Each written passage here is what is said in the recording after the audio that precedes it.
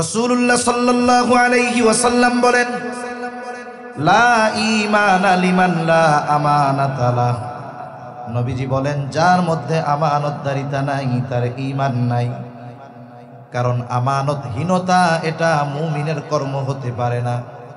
আমানতের খেয়ানত এটা কোনো মুমিনের কর্ম হতে পারে না।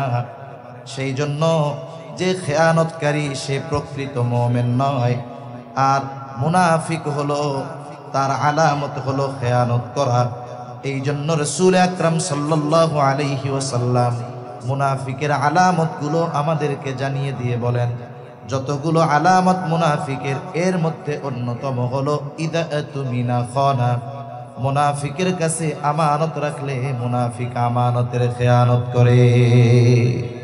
আর মুমিন জীবন দিয়ে হলেও আমানতের হেফাজত করে। আমরা এমন এক আমানতদার নবীর উম্মত। কাফেররা যখন সম্মিলিতভাবে সিদ্ধান্ত নিল মুহাম্মদকে আর ছেড়ে দেওয়া হবে না, প্রত্যেক গোত্র থেকে এক একজন নিযুক্ত করা হলো যে সম্মিলিতভাবে আক্রমণ চালিয়ে মুহাম্মদকে হত্যা করা হবে। আল্লাহ তাআলা এর অনেক আগ থেকে আমার আপনার নবীকে খবর দিয়ে রাখছেন, আপনি প্রস্তুত থাকেন, অচিরেই আপনার মদিনার সফর শুরু হবে। নবীজি হিজরতের জন্য প্রস্তুত, কিন্তু নির্দিষ্ট তারিখ নবীজির জানা নাই। কাফেররা যেই দিন সিদ্ধান্ত নিল আজ রাতটাই হবে মুহাম্মাদের জীবনের শেষ রাত, আর আল্লাহ তাআলা জানিয়ে দিলেন, পয়গম্বর আজকে রাতটাই আপনার হবে সফর শুরুর রাত। রাসূল আকরাম সাল্লাল্লাহু আলাইহি ওয়াসাল্লাম সফর শুরু করবেন, নিজের ঘরে হযরত আলী রাদিয়াল্লাহু তাআলা আনহুকে শোয়ায় রেখে গেছেন। কেন রেখে গেছেন? কারণ নবীজি যখন হিজরতের সফর শুরু করবেন, মদিনার উদ্দেশ্যে সফর শুরু করবেন, ওই সময়ও কাফেরদের অনেক সম্পদ আমার আপনার নবীর হেফাজতে ছিল। নবীজি এই আমানতদারিতার গুণ নবুয়তির পরে অর্জন করেছেন তা নয়, বরং কাফেররা আমার আপনার নবীজির নবুয়তির কমসে কম 20 বছর আগে আমার আপনার নবীজির উপাধি দিয়েছে আল আমিন, আমানতদার। রাসূলুল্লাহ সাল্লাল্লাহু আলাইহি ওয়াসাল্লাম কাদের আমানত ফিরিয়ে দেওয়ার ব্যবস্থা করে সফর শুরু করেছেন? বলে যারা তাকে হত্যা করার জন্য ঘর ঘিরে রাখছে। রাসূল সাল্লাল্লাহু আলাইহি ওয়াসাল্লাম আলী রাদিয়াল্লাহু তাআলা আনহুকে বললেন, আলী, আমানতের বস্তুগুলো যথাযথভাবে প্রত্যেক হকদারের কাছে পৌঁছিয়ে দিয়ে এরপরে তুমি মদিনার উদ্দেশ্যে রওনা হবা। শত্রু চতুর্দিকে ঘিরে রেখেছে, শত্রুর সম্পদ নবীজির কাছে। অথচ চিন্তা করেন আমরা হলে কি করতাম? আমরা চিন্তা করতাম যারা আমাকে মারতে চায় এদের সম্পদ ফেরত দেওয়ার কি দরকার, এইগুলা নিয়ে গেলেই তো হবে। কিন্তু নবীজি ওই কঠিন সময়ও যাদের কারণে মক্কা ছেড়ে যাওয়া লাগতেছে, যারা নবীজিকে হত্যা করার জন্য চতুর্দিকে ঘিরে রেখেছে, তার দুশমনদের আমানতের বস্তু ফিরিয়ে দেওয়ার ব্যবস্থা না করে হিজরত শুরু করেন নাই। কেমন আমানতদার নবী ছিলেন আমাদের নবী! কাফেররাও আমার আপনার নবীর আমানতদারিতায় মুক্ত হয়ে অনেক অমুসলিম ঐতিহাসিক নবীজির ব্যাপারে মন্তব্য করেছে যে মুহাম্মদ এমন একজন আমানতদার ব্যক্তি ছিলেন যে তার ঘোর দুশমন নিশ্চিন্তে নির্দ্বিধায় তার সবচাইতে দামি সম্পদটা মুহাম্মাদের কাছে নিশ্চিন্তায় আমানত রাখত। সুবহানাল্লাহ। অথচ দেখা যাচ্ছে, ভলিউম বাড়ান ভাই, ছাড়েন আরো আওয়াজ, কার্পণ্যতা করেন কেন? সুন্দর হইতেছে। প্রথম হলো হাত দিয়ে দেখাই যে নড়াইছে করে, যে আবার কয় আমি তো জোরে কইতাছি না, মাইক কাটবো না। তাহলে রাসূল আকরাম সাল্লাল্লাহু আলাইহি ওয়াসাল্লামের ব্যাপারে অমুসলিম ঐতিহাসিক বলতেছে যে তার ঘোর দুশমনও তার কাছে নির্দ্বিধায় সবচেয়ে দামি বস্তুটা আমানত রাখতো। সে জানে আমি যতই মুহাম্মাদের উপরে আঘাত করি না কেন, এই কারণে সে আমার আমানতের খেয়ানত করবে না। এমন আমানতদার নবী আমাদের, আমরা সেই নবীর উম্মত, কিন্তু আমাদের আমানতদারিতার অবস্থা খারাপ। তাহলে আসেন একটু আমানতদারিতার ব্যাপারে ধারণা নেই। প্রথমত আয়াতের মধ্যে আমানাত শব্দটা বহুবচন হওয়ার দ্বারা এই বিষয়টা সুস্পষ্ট হয়ে গেছে যে আমানত একটা বস্তুর মধ্যে নয়, বরং অনেক কিছুর মধ্যে আমানতদারিতা নিহিত রয়েছে। এক নাম্বার, লেনদেনের মধ্যে আছে আমানতদারিতা, এটা কম বেশি সবার জানা আছে। দুই নাম্বার, কথাও কিন্তু আমানত হয়। রাসূল আকরাম সাল্লাল্লাহু আলাইহি ওয়াসাল্লাম বলেন, ইদা হাদ্দাথার রাজুলু সুম্মা ইলতাফাতা ফাহিয়া আমানাতুন। নবীজি বলেন, যখন কোনো মানুষ কথা বলে আর এদিকে সেদিকে তাকায়, তার কিছুই বলার প্রয়োজন নাই, কথা বলার সময় ডানে বামে তাকালো, এটার দ্বারাই এই কথাটা যার কাছে বলে তার কাছে আমানত হয়ে যায়। ডানে বামে তাকিয়ে যদি কেউ কোনো কথা বলে, সাধারণত আমরা কি বুঝি যে সে যে কথাটা আমাকে বলতেছে এটা আমি ব্যতীত অন্য কেউ যেন না শুনতে পারে। কিন্তু আমাদের অভ্যাসটা শুধু যদি ওই লোক বলে যে হুজুর আপনার কাছেই বললাম, আপনি আর কারো কাছে বললেন না, কাজ শেষ। আমি যতক্ষণ আর একজনের কাছে না বলি ততক্ষণ আমার আর ভালো লাগে না। বাঙালি মিলিয়ন মিলিয়ন ডলার খেয়ে হজম করে ফেলতে পারে, কিন্তু কথা সহজে হজম করতে পারে না।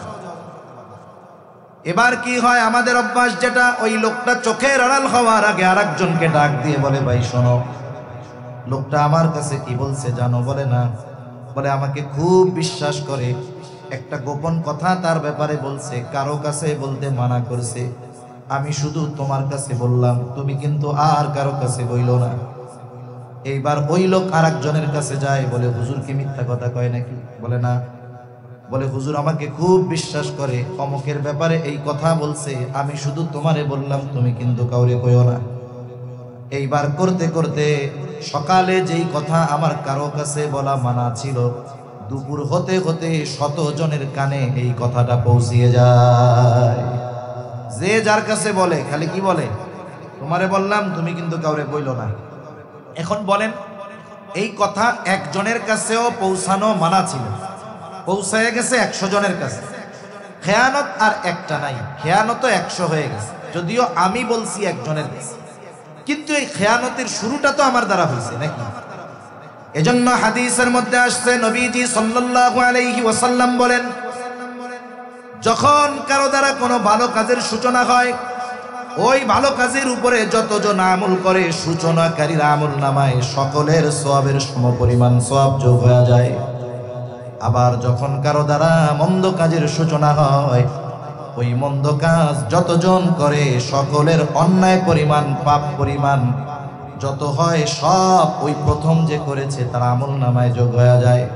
এই জন্য নবীজি বলেন, আদম আলাইহিস সালামের হত্যাকারী যেই সন্তান, অন্যায়ভাবে পৃথিবীতে সর্বপ্রথম হত্যাকাণ্ড তার মাধ্যমে সংগঠিত হয়েছে, ওর পর থেকে নিয়ে কিয়ামত পর্যন্ত অন্যায়ভাবে যত হত্যাকাণ্ড সংগঠিত হবে, সব হত্যাকাণ্ডের সমপরিমাণ পাপ আদম আলাইহিস সালামের হত্যাকারী সন্তানের আমলনামায় যোগ হয়ে যায়। এজন্য কথাও আমানত হয়, কারণ অনেক কথা আছে, ওই কথাগুলো মানুষ আমার আপনার কাছে বলে, কথার কথা, ছেলে মেয়ে কথা শুনে না, মাদকাসক্ত, ওয়াইফ ভালো না, ক্যারেক্টার ভালো না, এই গোপন কথাগুলো অনেক সময় মানুষ আমার আপনার কাছে বা যাকে সে বিশ্বাস করে তার কাছে এসে বলে, তার কাছে এসে বলে, চিন্তা করে আমার এই কথাটা কেউ জানবে না, কারণ কষ্টের কথা যদি আরেকজনের কাছে বলা যায় দিলটা একটু হালকা হয়। এই কথা যদি মানুষের কাছে মাইক লাগিয়ে বলে, তাহলে সে লজ্জায় রাস্তায় বের হতে পারবে না। এখন আমি আপনি যদি তার এই কথাগুলো সমাজের মানুষের কাছে প্রকাশ করে দেই, এই যে তার দোষ ত্রুটি অথবা তাকে যে লজ্জা দিলাম, এটা কি ঠিক হইল? ঠিক হলো না। এই ধরনের বিষয়গুলো গোপন রাখা দরকার। যদি আমি তার দোষ ত্রুটি মানুষের কাছে বলে দেই, লজ্জা দেই, কষ্ট দেই, কি হবে? বলে আমি আপনি যদি অন্দরমহলেও যদি লুকিয়ে থাকি, ওই জায়গায় হলেও আল্লাহ তাআলা আমাকে আপনাকে অপমান করে ছাড়বে। এই জন্য যে কথাগুলো গোপন রাখার মতো, এগুলো গোপন রাখবো। 3 নাম্বার, দায়িত্ব আমানত হয়। এই আয়াতে মূলত দায়িত্বকে উদ্দেশ্য করা হয়েছে। চাবি প্রদান মূল বিষয় নয়, মূল বিষয়টা হলো দায়িত্ব প্রদান করা। সেই জন্য দায়িত্বটাও কিন্তু আমানত। এখন তো এমন এক জামানা, মানুষ দায়িত্ব নেওয়ার জন্য প্রতিযোগিতা করে, দায়িত্ব নেওয়ার জন্য পারলে প্রতিপক্ষকে হত্যা করে ফেলে, দায়িত্ব নেওয়ার জন্য কোটি কোটি টাকা ঘুষ দেয়, দায়িত্ব নেওয়ার জন্য নিজের শক্তি প্রয়োগ করে। কিন্তু একটা জামানা ছিল, মানুষকে জোর করে দায়িত্ব চাপায় দেওয়া যাইত না, কারণ ওই সময়ের মানুষগুলো দায়িত্বকে বড় আমানত মনে করত। ইমাম আজম আবু হানিফা রহমাতুল্লাহি আলাইহি, খলিফা মনসুর ইমাম আবু হানিফাকে প্রস্তাব দিয়েছে, প্রধান বিচারকের চেয়ার খালি, আপনি এই দায়িত্ব গ্রহণ করেন। প্রধান কাজী, প্রধান বিচারকের দায়িত্ব নেন ইমাম আবু হানিফা। সকলের সামনে খলিফার প্রস্তাব ফিরায় দিল। খলিফা মনসুর রাগান্বিত হয়ে গেছে যে এত বড় প্রস্তাব আমি দিলাম, মানুষের সামনে মুখের উপরে প্রস্তাব ফিরায় দিল, কত বড় সাহস। মানুষের মধ্যে কয়েক সময় গরম থাকে বেশি, কিছু গরম থাকে পোশাকের গরম। যেমন অনেক প্রশাসনের লোক আছে, পুলিশ, আর্মি, এয়ারফোর্স, জিজ্ঞাসা করবেন স্বাভাবিক সময় তার মেজাজটা একরকম থাকে, কিন্তু ইউনিফর্ম যখন পরে মেজাজটা আর একরকম হয়। পোশাকের এক অহংকার থাকে, ক্ষমতার আর একটা অহংকার থাকে। ক্ষমতার অহংকারে জর্জরিত মনসুর ইমাম আবু হানিফার মর্যাদা বুঝতে সক্ষম হলেন না। হাতের মধ্যে একটা চাবুক ছিল, চাবুকটা দিয়ে ইমাম আবু হানিফার গায়ে বাড়ি মেরে দিয়েছে। আমার মতো মোল্লা যদি সরকার পিটায় কিছু পাওয়ার নাই, ইমাম আবু হানিফাও কিছু বলেন নাই। খলিফা মনসুর রাজপ্রাসাদে ফিরে গেলেন। খলিফা মনসুরের এক চাচা বলে, মনসুর, কাজটা কিন্তু ভালো হয় নাই, আবু হানিফার গায়ে চাবুক দিয়ে আঘাত করেছো, এটা অন্যায় করেছো, যথা দ্রুত সম্ভব তুমি আবু হানিফার কাছে ক্ষমা চাও। রাগের মাথায় মানুষ অনেক কিছু করতে পারে, কিন্তু যখন রাগ না থাকে, ওই কাজ যে করছে এটা ভাবতেই সে লজ্জা পায়। যেমন 20 বছরের সংসার, একদিন একটু দ্বন্দ্ব লাগছে সামান্য বিষয় নিয়ে, তর্কাতর্কি হয়েছে, দেখা যায় মুহূর্তের ভিতরে 3 সন্তানের মাকে 14 গোষ্ঠী শুদ্ধ তালাক দিয়ে বসে থাকে। আছে না নাই?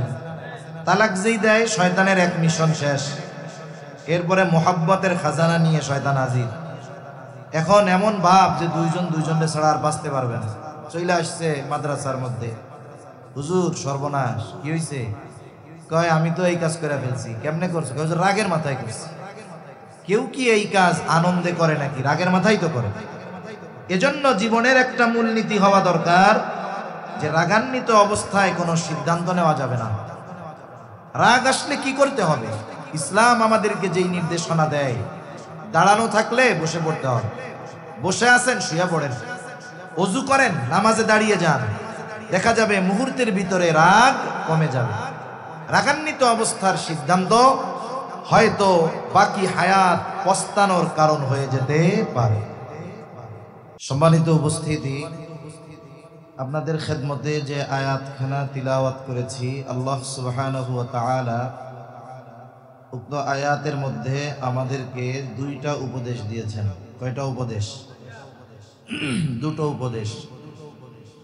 এই আয়াতের তাফসিরে ইমাম শাফিঈ রাহমাতুল্লাহি আলাইহি বলেন, এই 2টা জিনিস, অর্থাৎ যেই 2টা বিষয়ের ব্যাপারে উপদেশ আল্লাহ তাআলা দিয়েছেন, এই 2টা বিষয় যদি কোনো মানুষের মধ্যে পরিপূর্ণ পাওয়া যায়, তাহলে সে সফল মানুষ। যেই সমাজের মধ্যে পাওয়া যায়, ওই সমাজের মানুষ সৌভাগ্যবান মানুষ। যেই দেশের মধ্যে পাওয়া যায়, বলে সেই দেশের মানুষ সৌভাগ্যবান মানুষ। তাহলে যেই 2টা গুণ অর্জন করলে ব্যক্তি, সমাজ, রাষ্ট্রের চেহারা পরিবর্তন হয়ে যায়, ভাগ্য পরিবর্তন হয়ে যায়, বলেন তো এই 2টা গুণ যদি আমরা সকলে অর্জন না করতে পারি, তাহলে আমাদের সমাজে, আমাদের রাষ্ট্রের ভাগ্য পরিবর্তন হবে না। আল্লাহ তাআলা এই আয়াতের মধ্যে কি বলেছেন?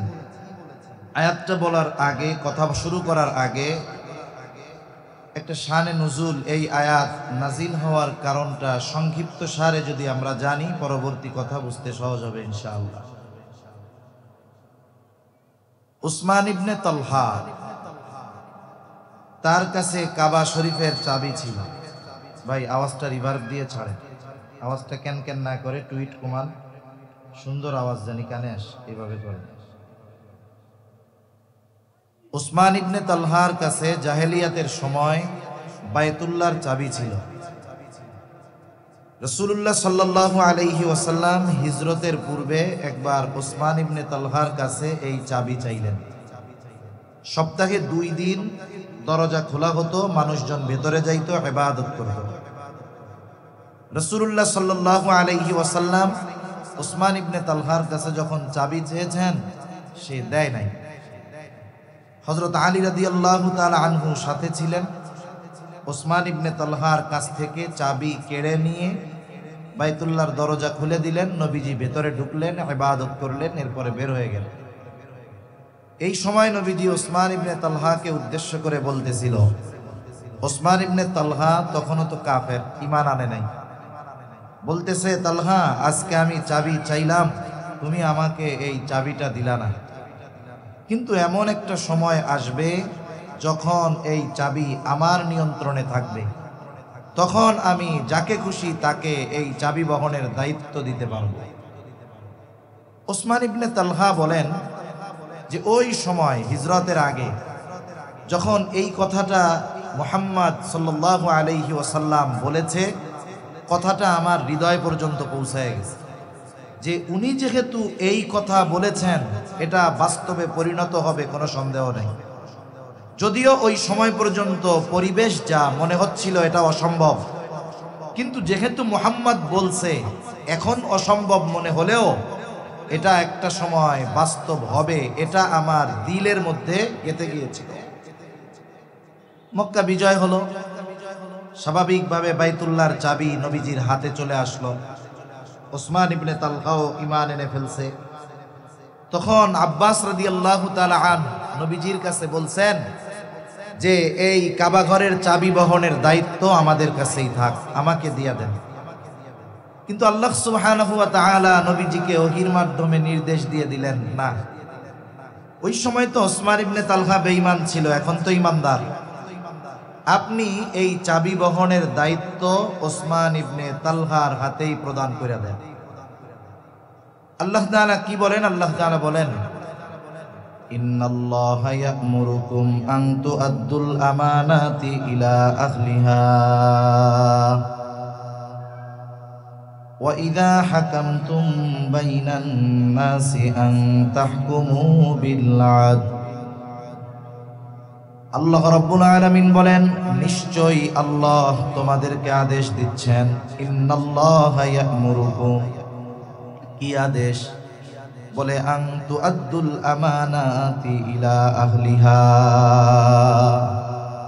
যে আমানত তার হকদারের কাছে ফিরিয়ে দাও। ভাই আওয়াজটা একটু ছাড়েন, আওয়াজটা টনটন করেন, বেশ কমান, আওয়াজ ছাড়েন পুরো।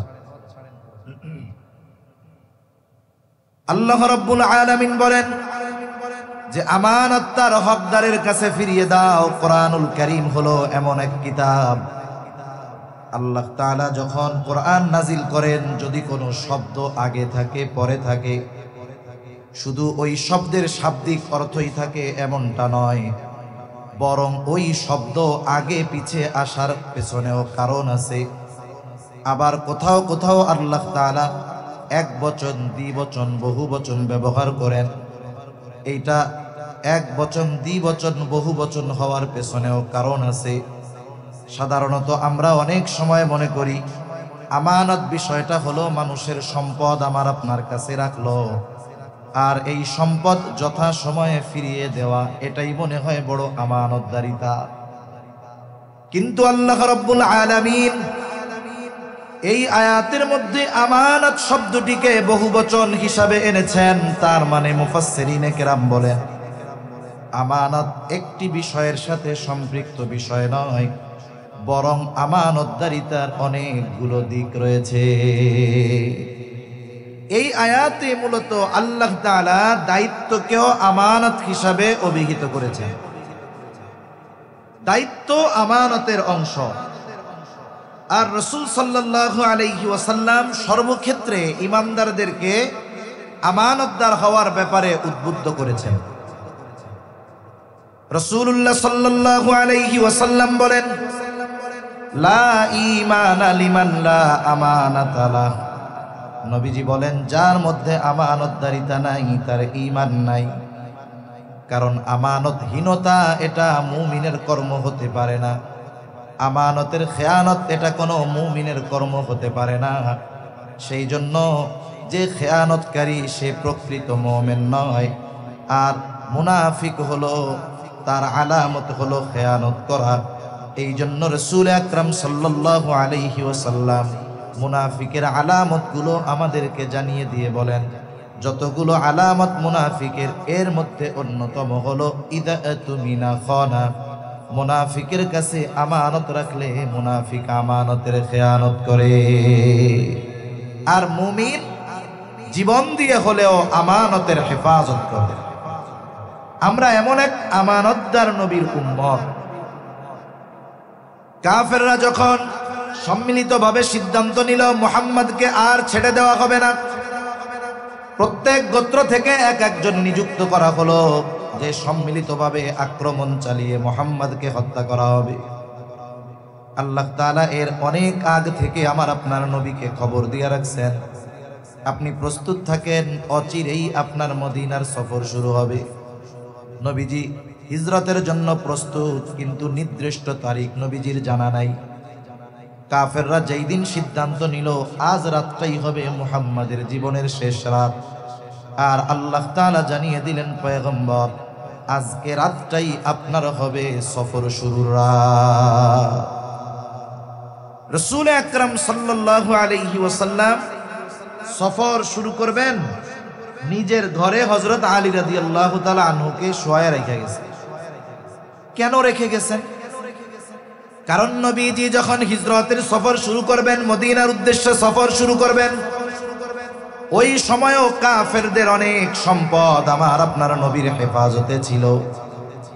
নবীজি এই আমানতদারিতার গুণ নবুয়তির পরে অর্জন করেছেন তা নয়, বরং কাফেররা আমার আপনার নবীজির নবুয়তির কমসে কম 20 বছর আগে আমার আপনার নবীজির উপাধি দিয়েছে আল আমিন, আমানতদার। রাসূলুল্লাহ সাল্লাল্লাহু আলাইহি ওয়াসাল্লাম কাদের আমানত ফিরিয়ে দেওয়ার ব্যবস্থা করে সফর শুরু করেছেন? বলে যারা তাকে হত্যা করার জন্য ঘর ঘিরে রাখছে। রাসূল সাল্লাল্লাহু আলাইহি ওয়াসাল্লাম আলী রাদিয়াল্লাহু তাআলা আনহুকে বললেন, আলী, আমানতের বস্তুগুলো যথাযথভাবে প্রত্যেক হকদারের কাছে পৌঁছিয়ে দিয়ে এরপরে তুমি মদিনার উদ্দেশ্যে রওনা হবা। শত্রু চতুর্দিকে ঘিরে রেখেছে, শত্রুর সম্পদ নবীজির কাছে। অথচ চিন্তা করেন আমরা হলে কি করতাম? আমরা চিন্তা করতাম যারা আমাকে মারতে চায় এদের সম্পদ ফেরত দেওয়ার কি দরকার, এইগুলা নিয়ে গেলেই তো হবে। কিন্তু নবীজি ওই কঠিন সময়ও যাদের কারণে মক্কা ছেড়ে যাওয়া লাগতেছে, যারা নবীজিকে হত্যা করার জন্য চতুর্দিকে ঘিরে রেখেছে, তার দুশমনদের আমানতের বস্তু ফিরিয়ে দেওয়ার ব্যবস্থা না করে হিজরত শুরু করেন নাই।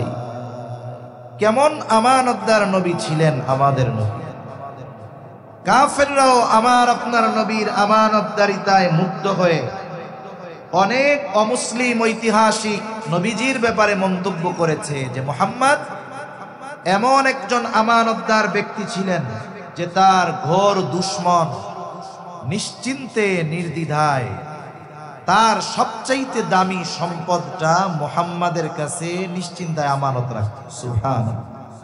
অথচ দেখা যাচ্ছে, ভলিউম বাড়ান ভাই, ছাড়েন আরো আওয়াজ, কার্পণ্যতা করেন কেন? সুন্দর হইতেছে। প্রথম হলো হাত দিয়ে দেখাই যে নড়াইছে করে, যে আবার কয় আমি তো জোরে কইতাছি না, মাইক কাটবো না।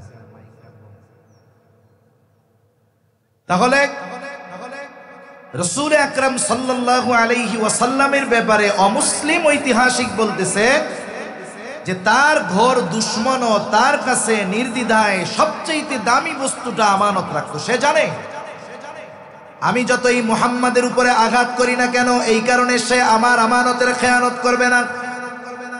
এমন আমানতদার নবী আমাদের, আমরা সেই নবীর উম্মত, কিন্তু আমাদের আমানতদারিতার অবস্থা খারাপ। তাহলে আসেন একটু আমানতদারিতার ব্যাপারে ধারণা নেই। প্রথমত আয়াতের মধ্যে আমানাত শব্দটা বহুবচন হওয়ার দ্বারা এই বিষয়টা সুস্পষ্ট হয়ে গেছে যে আমানত একটা বস্তুর মধ্যে নয়, বরং অনেক কিছুর মধ্যে আমানতদারিতা নিহিত রয়েছে। এক নাম্বার, লেনদেনের মধ্যে আছে আমানতদারিতা, এটা কম বেশি সবার জানা আছে। দুই নাম্বার, কথাও কিন্তু আমানত হয়। রাসূল আকরাম সাল্লাল্লাহু আলাইহি ওয়াসাল্লাম বলেন, ইদা হাদ্দাসার রাজুলু সুম্মা ইলতাফাতা ফাহিয়া আমানাতুন। নবীজি বলেন, যখন কোনো মানুষ কথা বলে আর এদিকে সেদিকে তাকায়, তার কিছুই বলার প্রয়োজন নাই, কথা বলার সময় ডানে বামে তাকালো, এটার দ্বারাই এই কথাটা যার কাছে বলে তার কাছে আমানত হয়ে যায়।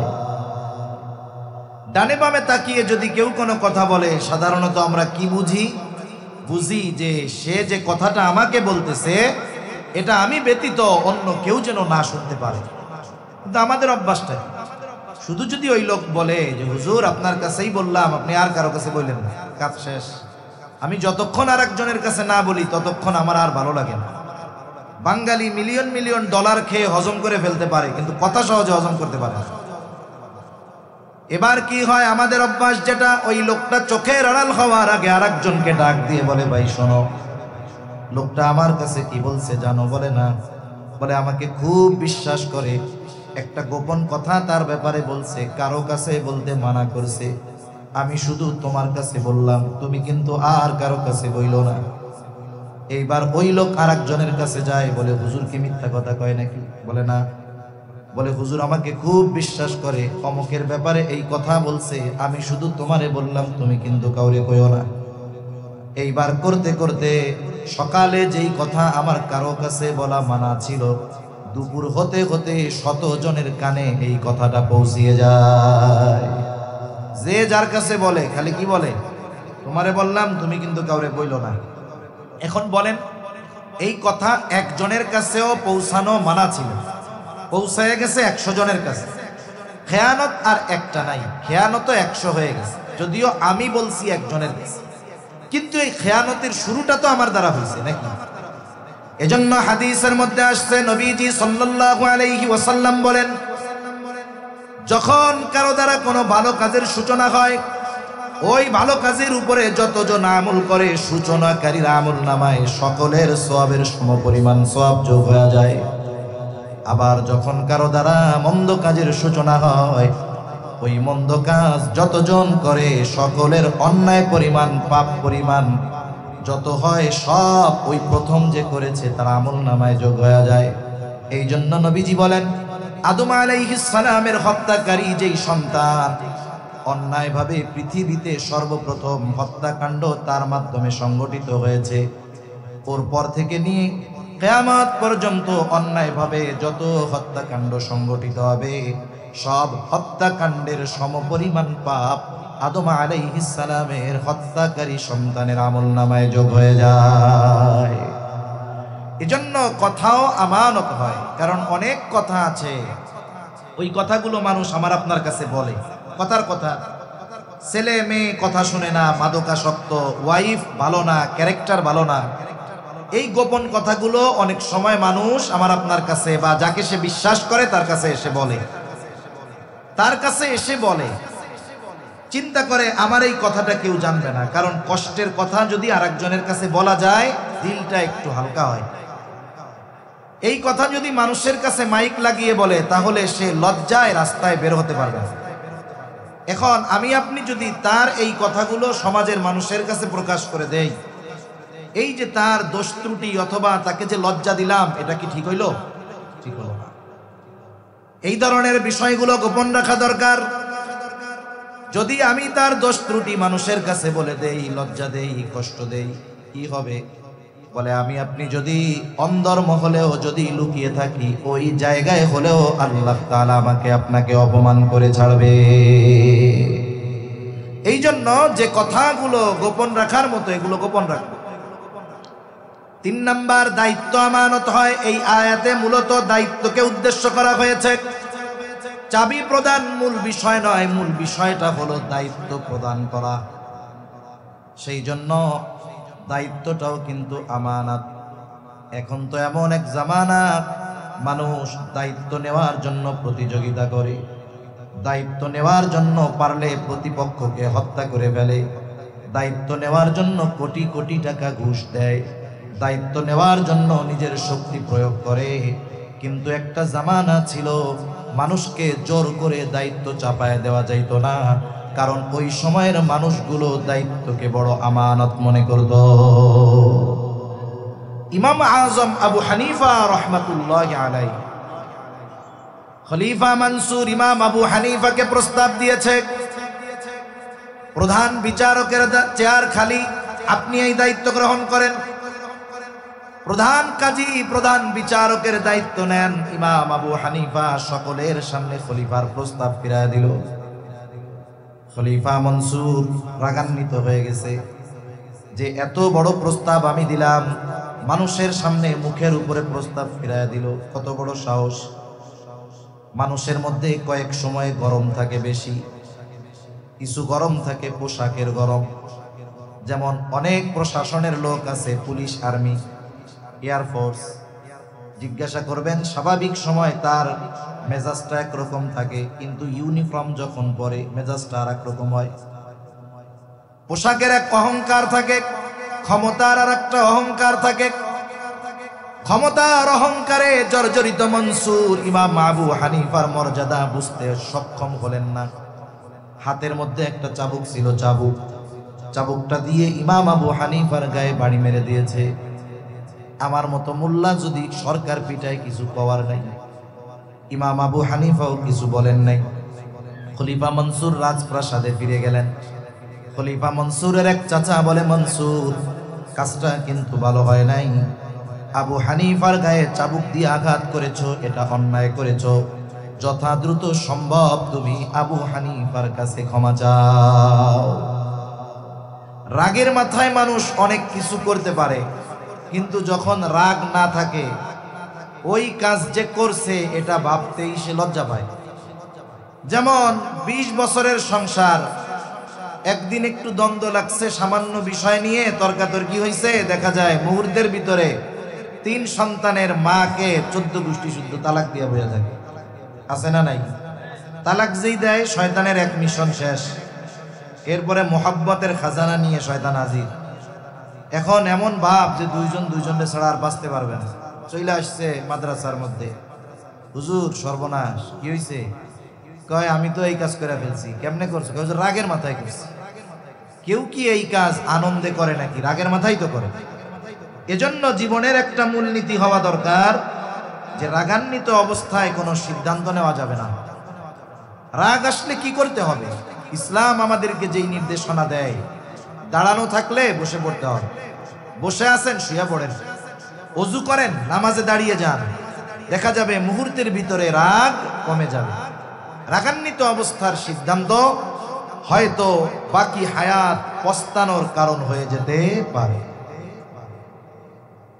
খলিফা মনসুর চাবুক দিয়ে আঘাত করেছে রাগান্বিত অবস্থায়, কিন্তু এখন গিয়ে তার কাছে সশরীরে মাপ চাবে, তার লজ্জা লাগতেছে। চিন্তা করছে আমার সবচাইতে বিশ্বস্ত মানুষটাকে পাঠায় দেই।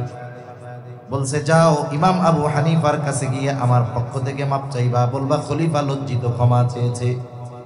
সাথে 1 থলে স্বর্ণ মুদ্রা দিয়ে দিল যে এটা আমার পক্ষ থেকে ইমাম আবু হানিফাকে হাদিয়া দিবা, আর বলবা আপনি যদি এই হাদিয়া গ্রহণ করেন তাহলে খলিফা সুনিশ্চিত হবে যে আপনি তাকে মাফ করে দিয়েছে।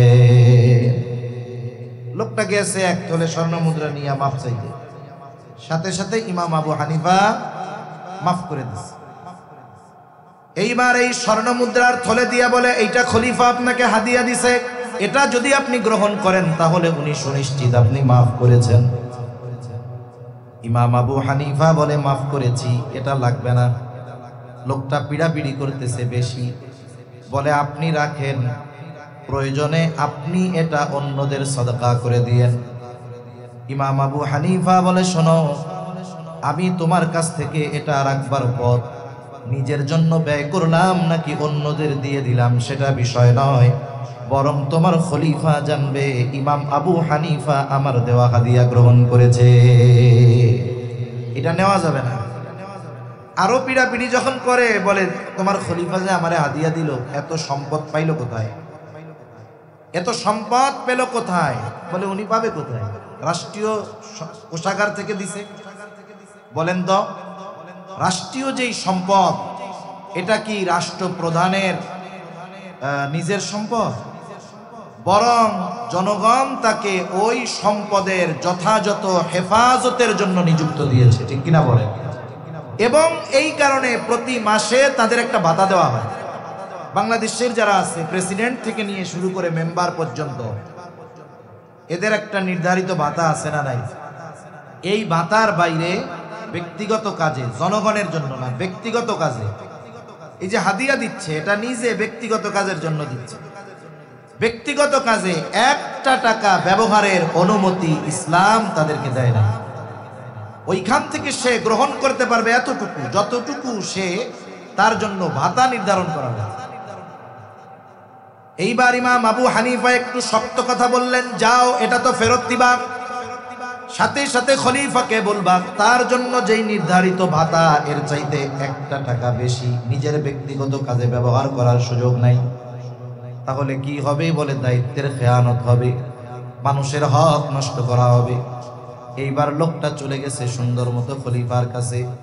কিছু মানুষ আছে তিলকে কথার মাধ্যমে তাল বানায় ফেলতে পারে, মানে ছোট কথা এমন ভাবে সুন্দর মিথ্যার প্রলেপ দিয়ে বলে, মনে হয় এই কথা মিথ্যা হইলেও শুনতে ভালো লাগে।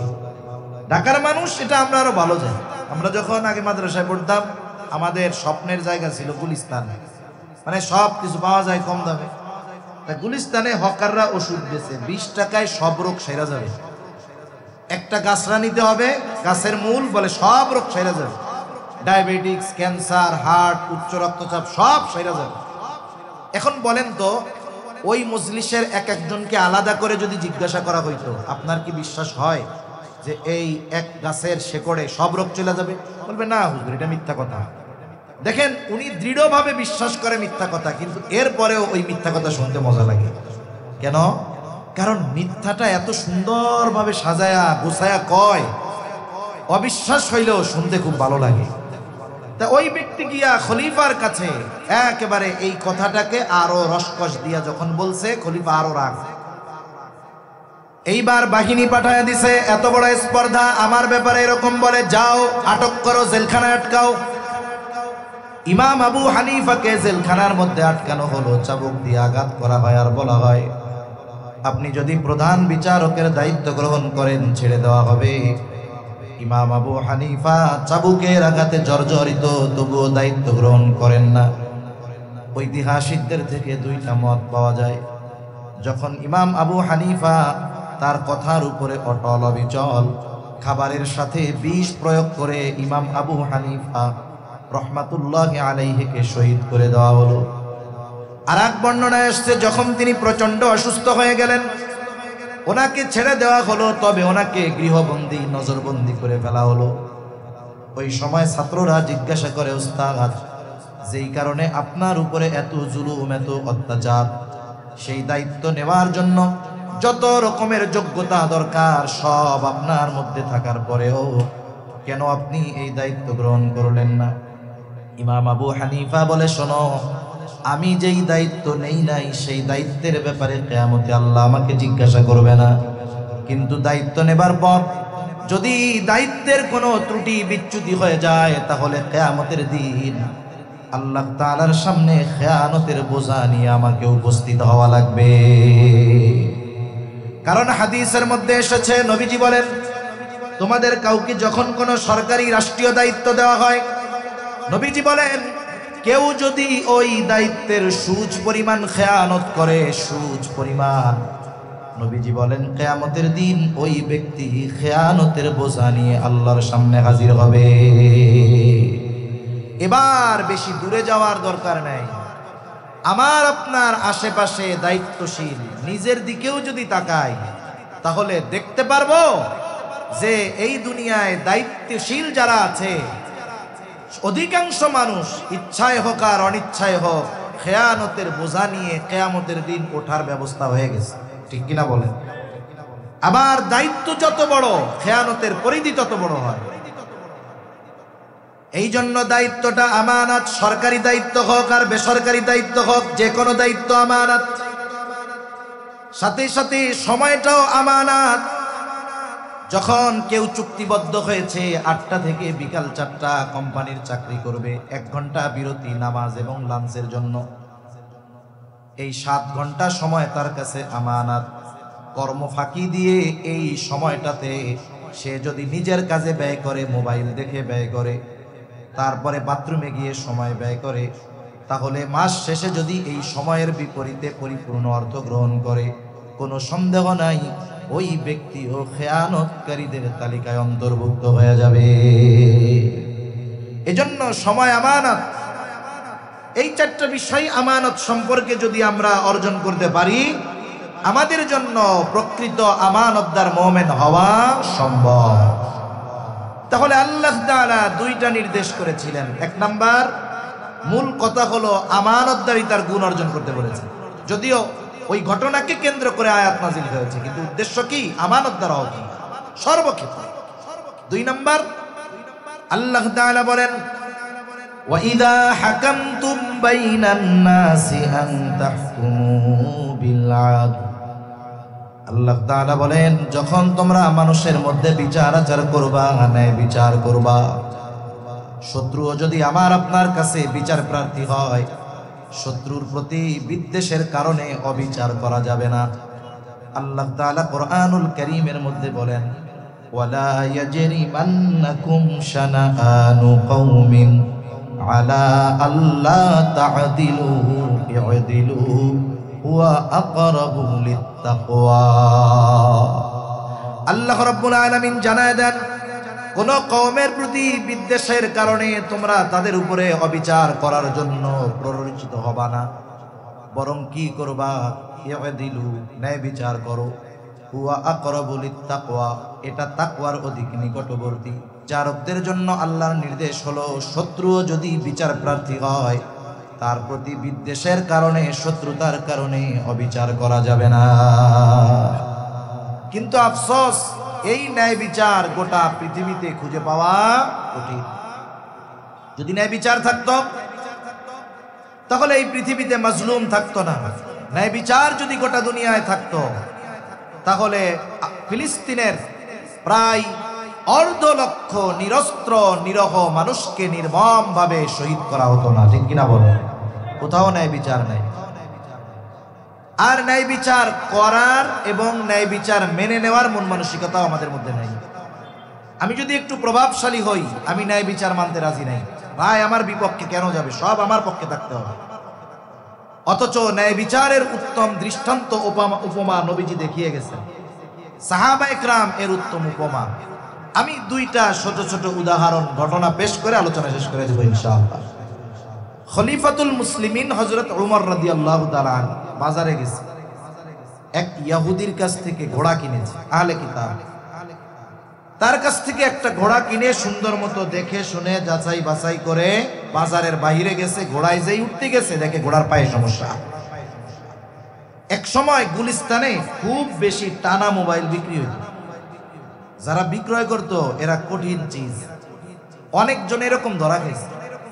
ওই সময় একটা ক্যামেরা ফোন আসছে, খুব নাম করা নোকিয়া N72 ক্যামেরা ফোন। এখন এটার দাম যদি 40,000 হয়, গুলিস্তানে এটা 5-7 হাজারে পাওয়া যায়। গেছে একজন কিনতে, সুন্দর মতো ওকে ফোনটা দেখায় টাকায় দিছে, চালু টালু করে দিছে। বলে ফোন ঠিক আছে তো? টাকা বের করে। এবার ফোনটা পকেটে ঢুকাইছে। সিমিলার আর একটা জিনিস ফোন ওর পকেটে আছে, এক্সচেঞ্জ করে ওইটা আবার ওর হাতে দিয়ে দিছে। দিয়ে বলে বাড়ি দেখছেন তো সব, কোনো সমস্যা আছে? না, টাকাটা দেন। বাড়ি গিয়া সিম ওপেন করেন, তাড়াতাড়ি যান। এরিয়া নিরাপদ না। ও একটু পরে গেছে, সিম ওপেন করতে যায়, খুলে না, কিরে এবার খুললে মুল্লা দেখে ভিতরে একটা লাক্স সাবান ভরে দেওয়া, উপরে সব ঠিক আছে, ভিতরে কি সাবান? লাক্স সাবান। এখন বেসে সুন্দর মতো দেখে শুনে কিনে বাইরে গেছে, উঠতে গেছে, পায়ে সমস্যা, ঘোড়া নিয়ে ফেরত আসে, এসে বলে এই তুমি আমারে খারাপ ঘোড়া দিছো কেন? বলে না ভালো ঘোড়া দিয়েছি। দুজনের মধ্যে তর্কাতর্কি শুরু হয়ে গেছে। অর্ধ জাহানের শাসকের সাথে তর্ক করতেছে একজন ইহুদি। চিন্তা করা যায়, হযরত ওমর রাদিয়াল্লাহু তাআলা আনহু বলেন, তোমার আর আমার মধ্যে এই বিষয়ের মীমাংসার জন্য তৃতীয় আরেকজনকে তুমি বিচারক হিসাবে মানো। দেখে সামনে দেখা যায় সুরাই। ইহুদি বলে, খলিফাতুল মুসলিমিন, আমার আর আপনার মধ্যে এই সমস্যা নিরসন করবে সুরাই। সে যা ফয়সালা দিবে আমরা মাইনা নিব। বলে হ্যাঁ ঠিক আছে। এবার সুরাই আসছে, দুইজনের কথাই সমগুরুত্ব সহকারে শুনেছে, বাদী বিবাদী উভয়ের কথা। নবীজি বলেন, বিচারক যখন বিচার করবে, বাদী বিবাদী উভয়ের কথা সমগুরুত্ব সহকারে শুনতে হবে, এর উপরে ভিত্তি করে ইনসাফের সাথে রায় দিতে হবে। দুইজনের কথা শোনার পরে বলে, খলিফাতুল মুসলিমিন আপনি কি চান? বলে আমি চাই সে ঘোড়াটা ফেরত নিবে। বলে অবশ্যই সে ঘোড়া ফেরত নিতে বাধ্য, তবে একটা জিনিস আপনি বলেন, আপনি যখন তার কাছ থেকে ঘোড়া বুঝে নিয়েছেন তখন কেমন ছিল? বলে যখন বুঝে নিয়েছি তখন তো কোনো সমস্যা ছিল না। কখন সমস্যা দেখা দিছে? বলে বাজারের বাহিরে গেছি, ঘোড়া তখন দেখি সমস্যা। তার মানে বেচা কেনার মজলিসের মধ্যে এই ত্রুটি ধরা পড়ে নাই। এখন কি হলো? বলে খলিফাতুল মুসলিমিন, আপনি যেহেতু তার থেকে ভালো ঘোড়াই বুঝে নিয়েছেন, এখন যদি আপনাকে ফেরত দিতে হয় অবশ্যই যেমনটা তার কাছ থেকে বুঝে নিয়েছেন তেমনটাই আপনাকে ফেরত দিতে হবে। রায় খলিফার পক্ষে গেছে না বিপক্ষে গেছে? মনে করেন পৃথিবীর এমন দেশ, যেই দেশে এক বিচারক এমন এক রায় দিছে, লিগেল রায়, সরকার প্রধানের বা তার দলের বিপক্ষে গেছে। প্রধান বিচারকের বাইচা থাকাই কঠিন, যদিও সে মুসলিম না। আবার সৌভাগ্য আমেরিকা চলে গেছে, ঠিক কিনা বলেন? ন্যায় বিচার মানতে রাজি নেই, পাতি নেতা হইলেও ন্যায় বিচার মানতে রাজি নেই। খলিফাতুল মুসলিমিন একটু পরেই বলে, হ্যাঁ সুরাই, এটাই ন্যায় বিচার, এটাই ন্যায় বিচার। এই যে ন্যায় বিচার করলো, খলিফার বিপক্ষে রায় গেছে, খলিফা রাগ হন নাই, বরং বলতেছে, সুরাই, কুফার প্রধান কাজীর আসনটা খালি, আমি তোমাকে নিয়োগ দিয়ে দিলাম, আজকে থেকে তুমি কুফার প্রধান বিচারকের দায়িত্ব পালন করবা। এইবার সে চলে গেছে। ওমর রাদিয়াল্লাহু তাআলা আনহুর সময়, তারপরে উসমান রাদিয়াল্লাহু তাআলা আনহুর সময়, আলী রাদিয়াল্লাহু তাআলা আনহুর খেলাফত কাল, আমিরে মুআবিয়া রাদিয়াল্লাহু তাআলা আনহুর সময়কাল, নিষ্ঠার সাথে ঐতিহাসিক অনেক রায় সুরাইয়ের মাধ্যমে দেওয়া হয়েছে। সর্বশেষ যেই কথাটা কইয়া আলোচনা শেষ করি, নবীজি সাল্লাল্লাহু আলাইহি ওয়াসাল্লামের দরবারে এক চোরের বিচার হবে। চোর হলো মহিলা, কুরাইশ বংশের, মাখজুম গোত্রের বংশ, কুরাইশ গোত্র মাখজুম। সাহাবায়ে কেরাম চিন্তা করে, কুরাইশ বংশের মহিলার যদি চুরির কারণে হাত কাটা যায়, তাইলে ইসলাম বিদ্বেষী কাফেররা, ইহুদিরা, এরা বলবে দেখ নবীর বংশের মাইয়াও চোর। সাহাবায়ে কেরাম নবীর বংশের ব্যাপারে এরকম কথা হবে এটাও বরদাস্ত করতে পারে না। তা চিন্তা করলো হয়তো নবীজি জানে না, একটু খবরটা জানাই। যায়েদ রাদিয়াল্লাহু তাআলা আনহুর সন্তান ওসামাকে বলে, যাও তোমার নানার কাছে গিয়ে বলো, নানা যেই মহিলার হাত কাটা হবে সেই মহিলা কুরাইশ বংশের। নবীজির কাছে গিয়ে ওসামা বলছে, নবীজি বুঝে গেছে এটা ওসামা নিজের থেকে বলে নাই, শিখায় দেওয়া হয়েছে। হুজরা থেকে নবীজি বের হয়ে আসলেন, এসে বলে, তোমরা কি আমাকে এমন বিষয়ের জন্য সুপারিশ করতেছ যেই বিষয়ের শাস্তি কার্যকর করার নির্দেশ আল্লাহ তাআলা দিয়েছে?